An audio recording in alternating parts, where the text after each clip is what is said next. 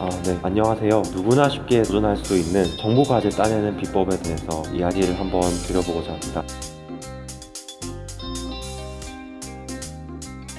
방송을 찍는 건 처음이라서 되게 어색하고 참 어려운데 처음 방송이니까 잘 들어주시면 감사하겠습니다. 네. 먼저 들으시는 여러분들 입장에서 이 동영상을 왜 들으셔야 되는지를 이야기를 드려보고 싶습니다. 정보과제 제안서가 요즘 한 5년 전부터 창업자들을 위한 정보 공고라고 해서 이것저것 올라오는 것들이 많습니다. 창업자를 위한 공간 임대라든지 혹은 이제 R&D 과제라고 해서 특정 연구제에 대해서 제안서를 내고 지원금을 받는다든지 그런 과제들이 점차 늘어나고 있는 추세이긴 한데요. 많은 과제를 수행한 건 아니지만 이 업계에서 8년 동안 있으면서 제가 이제 R&D 분야에서 과제를 나오면서 느꼈던 이야기들을 진솔하게 해드리고 싶습니다. 소개를 잠깐 드리면 저는 첫 직장이 R&D 과제를 기획을 해서 정부의 RFP라고 부르는 것들이 있는데요. Request for Proposal이라고 하는데 제안을 던지고 그게 정부에서 채택이 되면은 그 공고를 받아서 실제로 과제를 따내서 수행하는 역할을 하는 직장을 처음에 들어갔습니다. 거기서 4년 정도를 과제를 제안을 하고 과제를 따내고 수행을 하면서 특허라든지 과제를 수행하는 일들을 4년 정도 수행을 하고 2년 정도는 실제로 이제 개발해서 있다가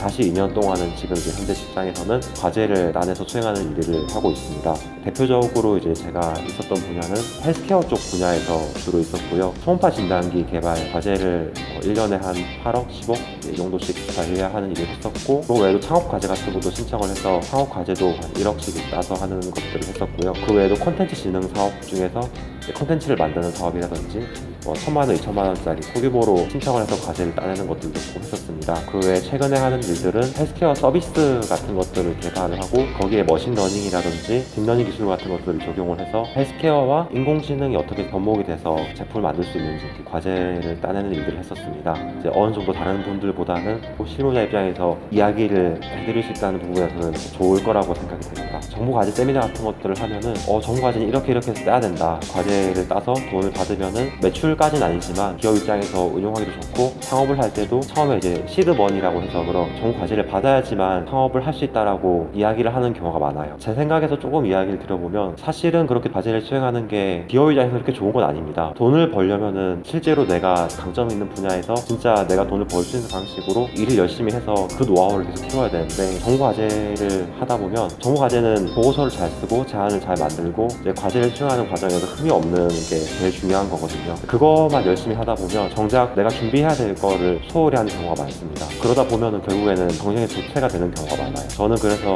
과제를 많이 따내는 입장이라면 실무적인 입장에서 누구보다도 잘 따내서 노하우에 대해서는 그래도 공유를 해주는 게 좋은 것 같아서 한번 이야기를 드려보려고 합니다. 정보 과제를 신청을 할 때 제일 중요한 건 어떤 과제를 신청하는 게 좋은지를 선별하는 능력이 되게 중요합니다. 과제를 이제 따낼 때 과제를 공고해주는 기관들이 되게 다양하게 있습니다. 중소기업청이라든지 R&D 분야, 그러니까 연구 분야에서는 산업부가 제일 많은 과제를 공고를 하고 있고요. 문화예술 작품들이나 콘텐츠 같은 것들을 개발할 때는 정보통신산업진흥원이라는 곳이 있습니다. 이제 정말 좀 기술에 특화되어 있고 특허 같은 것들이 관련되어 있는 분야면 특허청에서도 이제 공고를 좀 받아서 과제를 받아올 수 있습니다. 그 외에도 자유공모 과제들이 있어서 대학 중소기업 레벨에서 1년에 1억, 2억 이렇게 받아올 수 있는 과제들이 있습니다.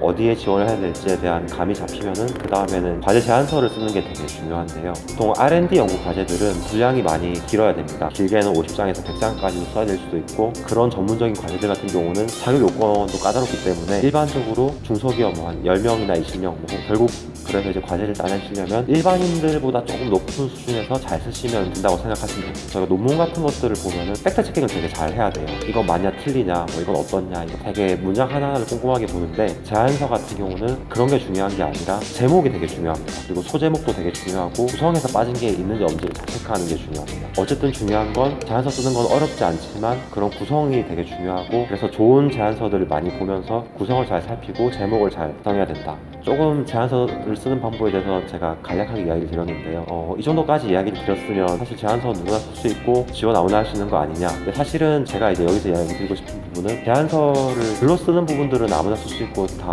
어렵지 않게 쓸 수 있는데 정보 과제라는 게 보통 경쟁률이 활발한 과제들, 그러니까 누구나 할 수 있는 자유공모 과제들은 보통 5대1, 10대1 이렇게 되게 높게 가는 경우가 많습니다. 경쟁률이 되게 높은 편이에요. 남들이랑 비슷비슷하게 쓰면은 거의 떨어진다고 생각하시면 됩니다. 남들이랑 비슷비슷하지 않게 쓰는 방법에 대해서는 다음 동영상에서 좀 더 이야기를 드리겠습니다. 감사합니다. 이걸로 오늘의 이야기를 마치겠습니다.